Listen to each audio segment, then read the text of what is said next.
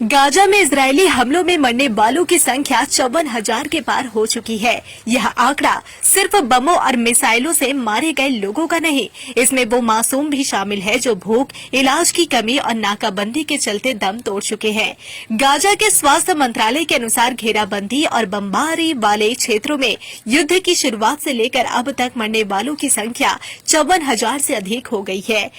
Report के मुताबिक फिलिस्तीनी संगठन हमास और अमेरिकी अधिकारियों की ओर से युद्ध विराम को लेकर परस्पर विरोधी संदेश सामने आ रहे हैं। रिपोर्ट के अनुसार हमास ने कथित तौर पर अमेरिकी प्रस्ताव को स्वीकार कर लिया है, लेकिन अमेरिका की ओर से इस पर कोई स्पष्ट पुष्टि नहीं आई है। यह भ्रम और अनिश्चितता गाजा के लोगों के लिए और भी बड़ी त्रासदी बन चुकी है।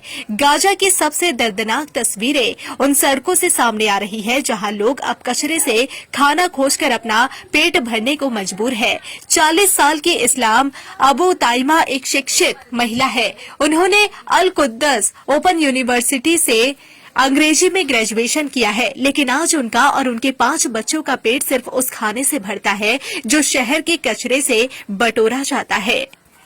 उनका पति युद्ध में घायल हो चुका है और चलने फिरने में असमर्थ है। अबू ताइमा की आंखों में आंसू नहीं बल्कि एक घुटती लाचारी है जो हर शब्द में झलकती है। वो कहती है, मैं पढ़ी लिखी हूँ लेकिन फिर भी कचरे से खाना तलाशती हूँ। यदि ऐसा ना करूँ तो मेरे बच्चे भूख से मर जाएंगे। हमारे पास कोई और रास्ता नहीं है। न राशन पहुँचता है, न दान रसोई से कुछ मिलता है। अबू ताइमा जैसी महिलाएं हजारों की संख्या में हैं। ये कहानी किसी एक की नहीं बल्कि 20 लाख लोगों की है।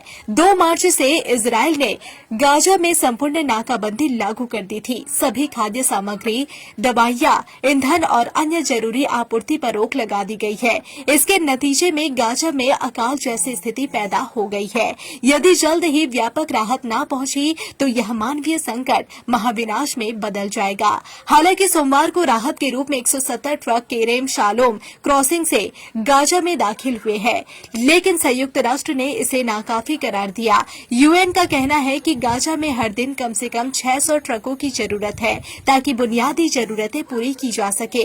आज स्थिति ये है कि मदद आती भी है तो वो उन तक नहीं पहुंच पाती जिन्हें इसकी सबसे ज्यादा जरूरत है।